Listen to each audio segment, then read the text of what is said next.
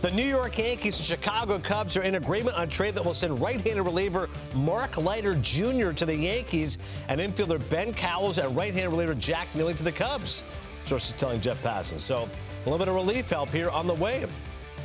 All right, so listen, the Yankees needed to get some relief help. The bullpen's been beaten up, Sack. They get Mark Leiter Jr. Yeah, they get Mark Leiter Jr., and I think they need to do something because their starting rotation the last couple of weeks, even though Heal's been better, they're not going as deep into games as they were the first couple of months of the season. I look at the Yankees, and two things jump to me. I think Jack Flaherty would be a really good fit in a Yankee uniform right now. He's turning around. Kind of a subpar 2023. Traded at the deadline last year to the Orioles. Didn't pitch all that well. He's been really good for the Tigers. I think he's going to be on the move. I think that he would fit the Yankees. And then another for the Yankees looking for a bat, Brent Rooker.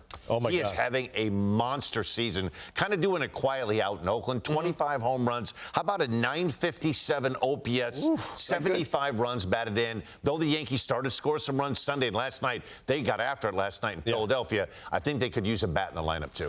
He's got 170 OPS plus. That's the fourth best in baseball, how good Rooker's been, and under club control through 2027. Quick thought on Mark Leiter, 13.1 strikeout per nine, which is the best of his career. With more on him, over to Steve and Joel. All right, listen, Mark Leiter Jr., good split. That split's been a very effective pitch, handles left-handers and right-handers.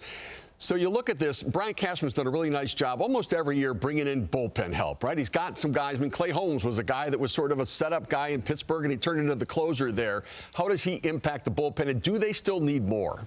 So I feel like they've now accomplished the minimum today, which was they had to go out and get one more reliever they trust. Mark Leiter Jr., the nephew of our Al Leiter, is a guy they have liked over the years. And they get him. He has 2 years of control beyond this year. Remember, Clay Holmes is a free agent at the end of the year. Who knows if they'll use some mix to close in the future. But it's all about now. This is an all-in team. Once you make the Juan Soto trade, and Soto and Judge are playing like Garrick and Ruth, you have to honor that and go for it. So the minimum was a bat. They got Chaz Chisholm and a reliever. I think they'll still look for a starting pitcher, one more reliever, and a supplementary bat. How much of that do they get done by 6 p.m. Eastern time? I'm not sure, but this was minimum for today. So tell me about the starting pitching, because they have Clark Schmidt coming back at some point. We're hearing that Nestor Cortez is somebody they're talking to other teams about potentially in a trade.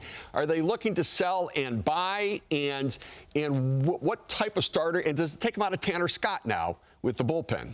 I don't know if it takes them out of Tanner Scott, because, again, I think they'd love another guy. I think they'd love another guy who they think can handle the ninth inning, because we've seen Clay Holmes. He's kind of like really good or really not good, and they'd like somebody else, especially left-handed, you know, if they could get it, like Scott.